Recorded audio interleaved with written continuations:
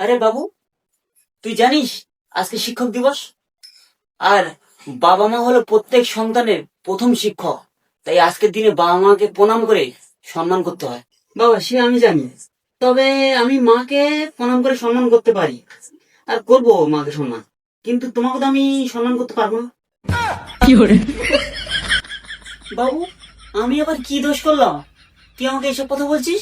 কারণ তুমি আমাকে মদ গাঁজা বিড়ি খাওয়া শিখিয়ে আমার জীবনটাই শেষ করে দিয়েছো।